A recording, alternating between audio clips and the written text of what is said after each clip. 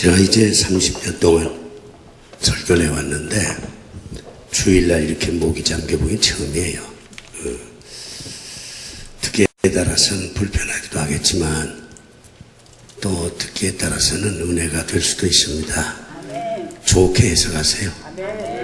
기도 많이 해서 목이 쉬었다고 그리 생각을 하시길 바랍니다. 소크라테스라고 하는 사람이 제자들 교육을 참 열심히 했습니다. 그런데 이 소크라테스의 교육 방법을 문답법이라고 합니다. 제자들이 묻게 하는 거예요. 그러면 소크라테스가 대답을 합니다. 그러면 이제 그 제자가 또 그걸 듣고 또 질문을 해요. 그러면 소크라테스가 또 대답을 합니다. 이래서 이걸 문답법이라고 그래요. 그 후에 이제 그 소크라테스의 제자가 플라톤이거든요. 이제 플라톤이 그 향연이라고 하는 책을 썼는데 거기에 이제 소크라테스하고 제자들이 질문하고 대답하고 하는 그런 내용을 아주 잘 실어놨습니다. 뭐 그 영향을 받아서 그런지는 모르지만 저도 질문을 많이 하면서 살았어요. 근데 이 질문도 천차만별인데 가장 그 기본이 되는 질문이 소위 육하 원칙이라는 겁니다. 제가 이제 그 신문사 일을 좀 해봤기 때문에 기사를 쓰잖아요. 기사를 쓰면 육하 원칙에 따라서 기사를 써야 한다. 이제 그렇게 주문을 합니다. 그래야 정확하거든요. 누가, 언제, 어디서, 무엇을, 왜, 어떻게 했다. 이 6가지 질문이야말로 우리가 인생을 성찰하는데 굉장히 중요한 질문입니다.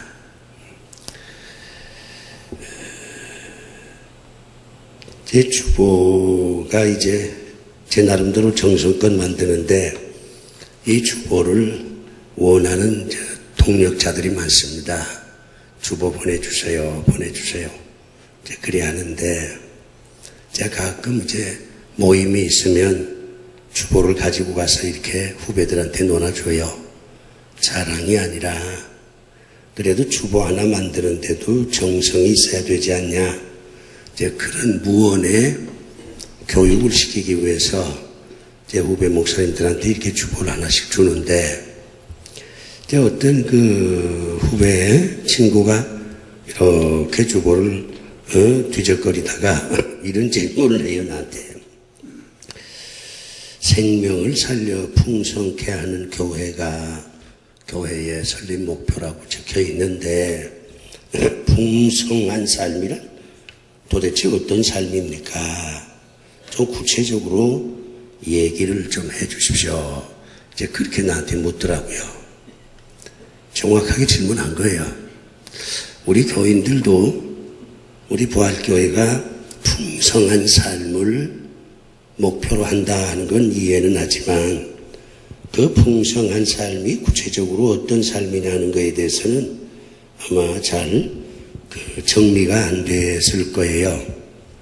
우리가 이제 막연하게 이런 얘기를 할 수 있습니다. 구원받고 하나님의 자녀가 되고 영생을 누리고 이게 뭐 풍성한 삶이 아니냐 이렇게 대답을 할 수 있는데 맞는 말이긴 해도 너무 이게 광범위하고 추상적이에요. 그러니 머릿속에 입력은 되지만 구체화가 되질 않아서 풍성한 삶을 피부적으로 체감하기가 어렵습니다. 오늘 저는 여러분에게 풍성한 삶을 위해서 무엇을 어떻게 해야 될 것이냐 하는 그 말씀을 드리려고 합니다. 전도서는 인생의 허물을 노래한 하나님의 말씀입니다. 헛되고 헛되고 헛되도다. 아예 첫 장부터 사람의 마음을 서글프게 만들어요. 아니 이런 헛된 인생, 뭐 예수 믿으면 뭐하냐? 이런 헛된 인생, 내가 이거 살아서 뭐하냐? 이런 생각이 들어지기 때문에 전도서 앞부분만 읽으면 정말 맥이 풀려요. 끝까지 다 읽으셔야 돼. 하나님께서는 이 전도서를 통해서 두 가지를 우리에게 가르칩니다. 허무를 깨닫는 게 지혜다. 인생이 허무하다는 걸 깨닫는 게 지혜라 그 말이에요. 두 번째는 그런 허무한 인생이지만 그런 가운데서도 인간은 살아야 한다. 자살하면 안 된다 그 말이에요. 그런 허무한 인생이지만은 인간은 뭔가 목표를 세우고 풍성한 삶을 동경하면서 살아야 한다. 이 두 가지 메시지가 전도서의 핵심입니다. 그러니까 이 풍성한 삶이라고 하는 이 내용을 마태복음에서도 찾을 수 있고 로마서에서도 찾을 수 있지만 저는 전도서에서 찾습니다. 왜냐하면 허무 속에서도 꽃을 피우라 그런 말씀이거든요. 온실에서 꽃을 피우는 거하고 황야에서 꽃을 피우는 거하고 같지 않습니다. 꽃을 피웠다 하는 거는 똑같지만 온실에서 꽃을 피우는 거하고 광야에서 꽃을 피우는 거하고 같을 수가 있나요? 온실에서 자란 꽃이 아름답다 그리 말할지 모르지만 사실은 황야에서 피어난 꽃이 더 아름답습니다. 그러니까 이 풍성한 삶의 내용을 다른 성경에서 찾기보다는 전도서에서 찾는 것이 가장 성경적이다. 전 그렇게 보는 거죠.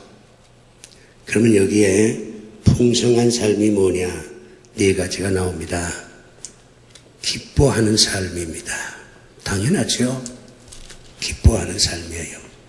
눈물은 기뻐하기 위해서 흘리는 것이지 계속 슬퍼하기 위해서 쏟아내는 눈물은 의미가 없어요. 항상 기뻐하라. 그래서 하나님이 그런 말씀을 하는 겁니다. 두 번째는 선을 행하는 삶을 말합니다. 여기서 선이라고 하는 것은 착하게 살라 그런 소극적 개념이 아니에요. 주변에 있는 사람들에게 유익이 되는 삶을 살라 그런 뜻입니다.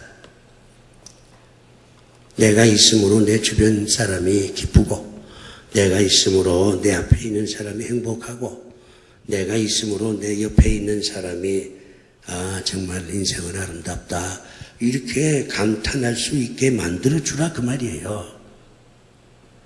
기부행위하는 그것을 의미하는 게 아니에요. 수혜, 의연금 갖다 내는 거 그게 선이 아닙니다. 그것도 선이지만 근본적으로는 주변에 있는 여러 사람들을 행복하게 만들고 유익하게 만드는 것이 선입니다. 그 다음에 세 번째 오늘 본문은 보니까 먹고 마시는 삶입니다. 성경 어디에도 풍성한 삶을 얘기할 때 먹고 마시는 그게 참 좋은 거다 이렇게 얘기한 데가 없어요. 여기밖에. 예루살렘 교회가 먹고 마시는 일을 잘했습니다. 왜냐하면 그게 풍성한 삶의 한 부분이라고 저들은 깨달았기 때문이죠. 먹고 마시는 거 얼마나 좋습니까? 인간이 먹지도 못하고 마시지도 못하면 생존 자체가 어려워요. 정치가 뭐예요? 백성들 먹고 마시게 해주는 것이 근본이에요. 이게 기본이야. 교회가 뭐 하는 데입니까? 교인들 먹고 사는 문제를 해결해 주는 데가 교회라야 됩니다. 그 다음에 네 번째가 수고의 열매가 맺혀지는 삶이라 그랬어요. 사람이 땀 흘려 일하면 뭔가 결실이 있어야 그 삶이 풍성한 삶이라는 겁니다. 아무리 고생하면서 일을 해도 결과가 없어. 그러면 참 사람을 슬프게 하죠. 반대로 내가 땀 흘려서 내가 눈물을 뿌리면서 일을 했더니 결과가 아주 좋았다. 그러면 그 얼마나 보람이 있습니까? 근데 이제 우리 주변에 보면 아무리 열심히 해도 사업에 실패했다. 아무리 열심히 해도 뭐가 되지 않더라. 그렇게 좌절하는 사람들이 얼마나 많아요. 따지고 보면 자살하는 사람들이요. 왜 자살하느냐? 뭔가 열심히 했는데도 되지 않아. 열심히 해서 뭔가 되면 저들이 자살할 이유가 없지요. 내가 수고한 만큼 열매를 맺게 되면 기분 좋다. 내가 쓸데없는 짓을 하지 않았구나. 이렇게 생각을 하면서 마음이 흐뭇해지고 그래서 인생은 즐겁다. 그렇게 얘기할 수 있는 거예요. 그러니 풍성한 삶이라고 하는 것은 네 가지입니다. 우리 부활교회가 추구하는 삶의 목표가 이거예요. 여러분이 다 기뻐하면서 살길 바랍니다. 여러분들이 선을 행하면서 살아가시기를 바랍니다. 먹고 마시는 일에 넉넉하시길 바랍니다. 여러분이 땀 흘려 그렇게 애절하게 일한 모든 것들이 열매가 있기를 원합니다. 그러면 여러분은 풍성한 삶을 사는 겁니다. 그런데 또 하나 우리에게 주어진 질문이 하나 있어요. 그럼 어떻게 하면 풍성한 삶을 살 수가 있느냐 하는 질문입니다. 첫 번째 질문은 풍성한 삶이란 어떤 삶이냐? 이게 첫 번째 질문이고, 두 번째 질문은 그와 같은 풍성한 삶을 살려면 어떻게 해야 되느냐? 방법에 대한 문제입니다. 저는 성경에 없는 구절을 내가 오늘 제목으로 썼어요. 투자해야 된다 그 말이에요. 제가 이 투자라는 말을 쓰는 것은 현대인들이 이 투자라는 용어를 잘 알거든요. 투자한다. 이거 모르는 사람 별로 없어요. 그런데 이 투자는요, 세 가지 원칙이 있습니다. 이 원칙을 지키지 않으면 투자가 아니라 투기가 되는 거예요. 투기가 되면 망합니다. 이게 투기가 아니라 투자라야 돼요. 여기엔 세 가지 원칙이 있어요. 첫째는 내가 가지고 있는 것을 투자하는 겁니다. 은행에서 빚을 얻어가지고 무슨 친구한테 돈을 구워가지고 그거 가지고 땅 사고 그거 가지고 주식에 무슨 투자를 하고 이건 아니에요. 내가 가지고 있는 것을 투자하는 거예요. 다른 사람이 가지고 있는 것을 빌려서 투자하면 안 됩니다. 이게 첫 번째 조건이고, 두 번째는 법칙을 어겨서는 안 돼요. 이 투기는 나라에서 금하는 거잖아요.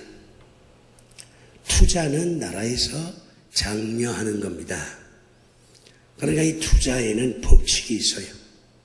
그 법에 따라야 된다 그 말이죠. 만약에 이 투자하는 사람이 법에 어긋나게 투자하면 감옥 갑니다. 그러니까 법적으로 문제가 없어야 돼요. 세 번째는 투자는 장기적으로 보면서 해야 됩니다. 장기적으로. 내가 이제 순천에 한번 갔더니 순천에 세광교회라고 교회가 있어요. 아버지가 장로님이야. 근데 그 아버지가 성전 건축을 이제 하게 됐어요. 성전 건축을 하게 됐는데, 옛날에 성전 건축하면 장로님들이요, 자기 집을 팔고 했어요. 옛날 장로님들 그랬습니다. 옛날 장로님들은 장로가 아니라 장군이라 그랬잖아요. 장로를 세우는 것을 장립식이라고 했어요. 장군을 세운다 그 말이에요. 교회를 지키는 장군을 세운다, 그런 뜻이었습니다. 그 예배당을 이제 건축하려니까 뭐 돈이 있어야지. 근데 그 장로님이 자기 집을 팔았어요.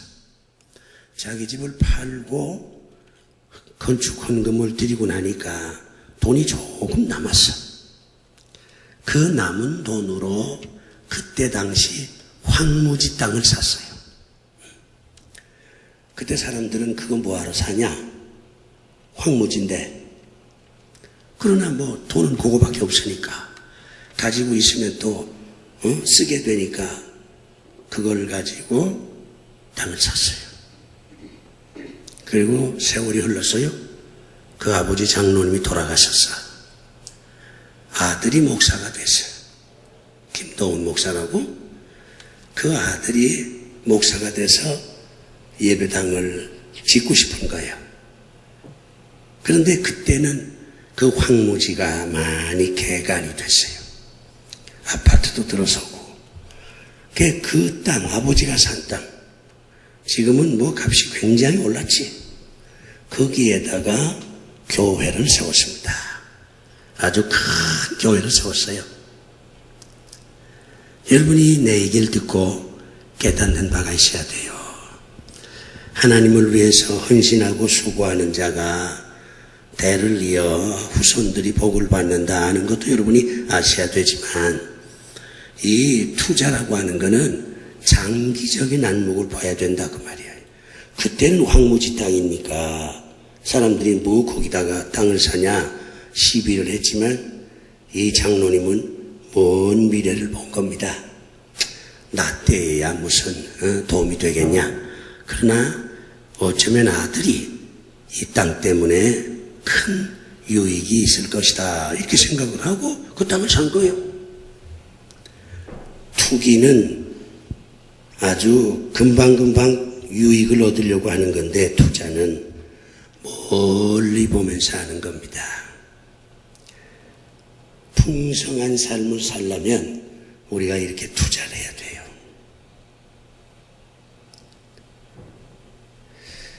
자기 것을 가지고 투자를 해야 돼. 멀리 보면서 투자를 해야 돼. 법을 어기면 안 돼. 그런데 이 투자는 결국 무언가를 던지는 거예요. 투라고 하는 것은 던진다는 뜻이에요. 던지는 거, 이렇게. 던져야 얻는 거예요. 던지지 않으면 얻을 수가 없어요. 그럼 이제부터 우리가 던져야 할 게 뭐냐, 이 얘기를 하려고 합니다. 여러분이 이걸 던지면 여러분은 풍성한 삶을 살게 될 줄로 믿습니다. 이걸 던져야 돼. 이걸 가지고만 있으면 안 돼. 이걸 던져야 돼요. 누구한테 던져야 되느냐? 하나님께 던져야 돼요. 하나님께 던져야 돼. 남편한테 던져서 소용없어요. 자식한테 던져서 소용없어요. 하나님께 던져야 돼요. 던져야 할 첫째가 뭐냐? 시간이에요. 이 세상의 모든 것은 2번, 3번 할 수 있어도 시간은 한 번이야. 다시 돌아오지 않아요. 다시 돌아오지 않아. 떠나간 영자는 오라 오라 하면 돌아올 수 있어. 근데 시간은 돌아오지 않아.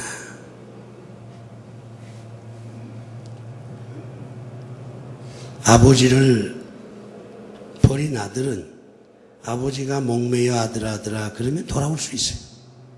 그러나 시간은 돌아오지 않아요. 이 세상에서 가장 중요한 건 시간이에요. 죽음이란 뭐냐? 시간이 끝났다는 거예요. 시간이 없다는 게 죽음이야. 시작이란 뭐요? 시작이란 시간이 이제 출발했다는 뜻입니다. 시간 관리를 잘해야 됩니다. 시간을 낭비하면 안 돼. 시간을 낭비하면 안 돼. 그러면 시간을 낭비하지 않으려면 어떻게 해야 되느냐? 시간이 소중하고 귀하다는 것을 알 뿐만 아니라 그 시간에 그걸 해야 돼요. 그때 그걸 못하면 다시는 못해요. 공부도 그때 해야지. 그때가 지나가면 다시 공부를 못해.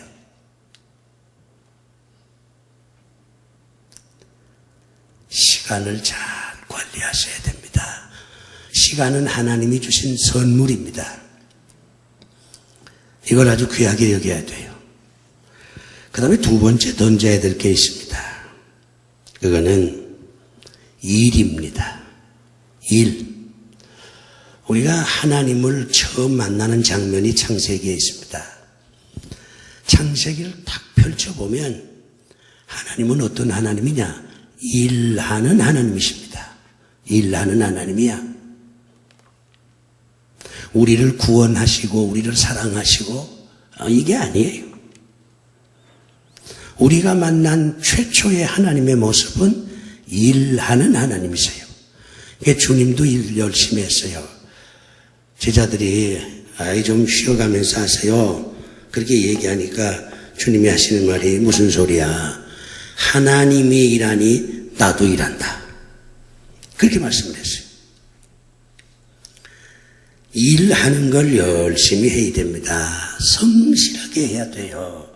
게으르고 나태하고 요령 부리고 꾀 부리고 적당하게 그렇게 일하면 안 됩니다. 세월호 때문에 지금 참 나라가 시끄러운데 세월호 사건도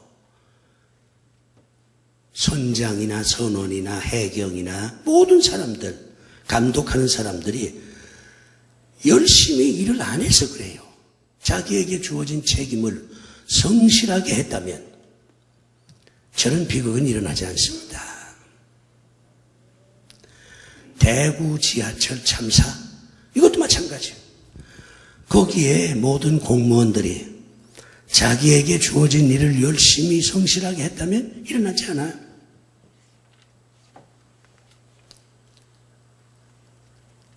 운전하는 것도 마찬가지. 운전할 때 최선을 다해서 성실하게 내가 지금 운전하고 있다. 잘못하면 이거 사고 나면 나도 힘들지만 내가 다른 사람을 힘들게 할 수 있다. 이런 생각을 가지고 운전을 하면 안전운전할 수가 있어요.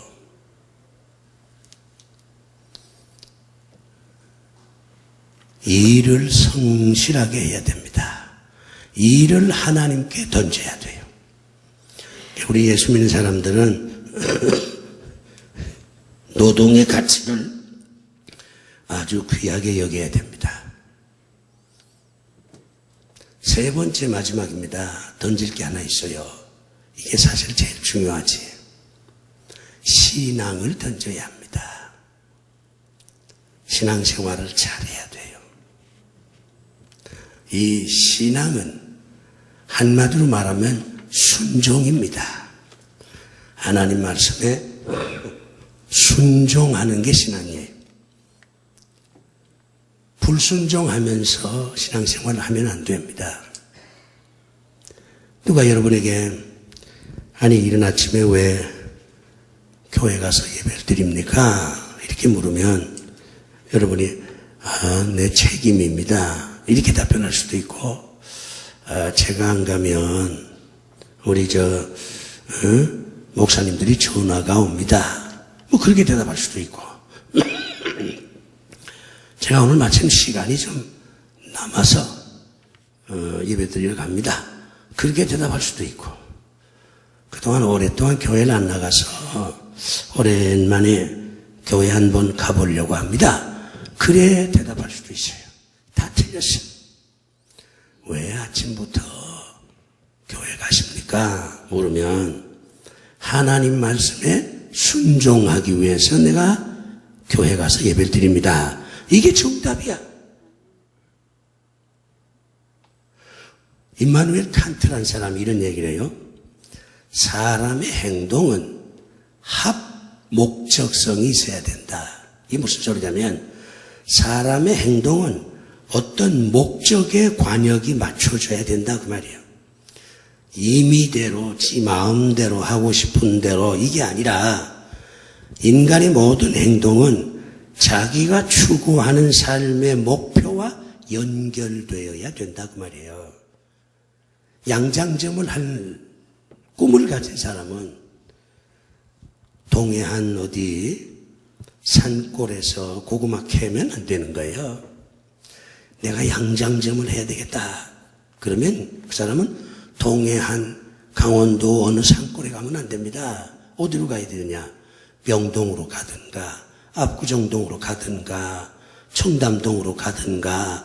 그래서 쇼윈도를 쭉 살펴보면서 요 옷은 요게 멋있고 요건 요렇게 참 진열을 잘했구나. 그렇게 배워야지. 양장점 디자이너 되겠다는 사람이 강원도 산골에 가가지고서 고구마 캐면 되냐고. 아니지요. 이게 합 목적성이 있어야 돼요. 자기가 하는 행동은 뭔가의 목적과 연결이 돼야 돼요. 신앙은 순종입니다. 신앙은 순종이. 신앙생활을 잘했다 하는 말은 순종을 잘했다 그런 뜻입니다. 제가 이제 오늘 아주 조목조목 나누어 설명했잖아요. 이렇게 했는데도 못 알아들으면 유치원 갔다 오셔야 돼. 우리가 어떻게 인생을 살아야 되느냐, 어떤 인생을 살아야 되느냐, 풍성한 그런 삶을 살아야 된다. 풍성한 삶이란 막연한 게 아니라 이거 네 가지 얘기했어요. 이 풍성한 삶을 살려면 어떻게 해야 되느냐? 고래고래 소리 지른다고 되는 게 아니고 투자를 해야 된다. 투자해야 우리가 돈도 벌고 투자해야 뭐 또 얻는 거 아니냐? 그러면 뭘 투자해야 되느냐? 시간, 일, 신앙. 요거를 하나님께 던지면 하나님께서는 풍성한 삶을 여러분들에게 선물로 주십니다. 아멘. 할렐루야. 아멘. 얼마나 좋아요. 저는 이제 서산에 걸려있는 해와 같습니다. 내 나이가 70이 되니 여러 가지로 참 슬프고 외로운 것들이 많아. 옛날 같으면 이게 이렇게 감기 몸살 걸릴 사람이 아니야. 철마도 녹순다고 몸도 쇠약해지지. 또 주변에 있는 사람들이 한 사람 한 사람 죽거나 떠나지. 또 이 나이가 든다고 하는 거는 일거리가 없다는 것을 뜻하는 거잖아요. 현장에서 멀어진다는 뜻이야. 그러니까 그런 걸 생각하면 착잡하지요. 그러나 하나 큰 유익이 있어요. 나이가 먹어가면 인간이 됩니다. 내가 오늘 주보 앞에 썼잖아요. 나폴레옹이 40이었을 때 젊은 베르테리의 슬픔을 여러 번 읽었어요. 감동을 받았어요. 70이 된 괴테를 초청했어요. 40의 황제와 70세의 작가가 이런저런 대화를 해요. 대화가 다 끝나서 괴테가 궁을 나갈 때 나폴레옹이 옆에 있는 부관들을 보고 손으로 괴테의 뒷모습을 지적하며 보라, 저기 참민간이 있다. 그렇게 얘기했어요. 그리고 난 다음에 또 한마디 해서 패는 칼보다 강하다. 패는 누구요? 괴테요. 칼은 뭐요? 자기야. 나폴레옹이 참 멋진 사람이요. 황제가 소설까지 다 읽으니 70이 되면 인간이 되는 거예요. 여기서 70이 돼서 인간이 된다는 건 무슨 뜻이냐면 인생 얘기를 할 수가 있다는 거예요. 인생이 뭡니까? 그건 70이 되어야 얘기할 자격이 있지. 40살, 52살 된 사람한테 인생이 뭐냐 물어도 대답도 안 나와. 그러니까 나이가 들어서 잃어버리는 것도 있지만 얻는 것도 많습니다. 풍성한 삶이란 뭐냐? 내가 성경을 통해서 찾아낸 겁니다. 기뻐하는 삶이요, 선을 행하는 삶이요, 먹고 마시는 삶이요, 수고하면 열매를 맺는 삶이다. 이런 풍성한 삶이 하나님의 선물로 여러분에게 주어지기를 바랍니다. 기도합시다. 아버지 하나님, 풍성한 삶을 살 수 있도록 저희를 도와 주시옵소서. 예수님 이름으로 기도드리옵나이다. 아멘.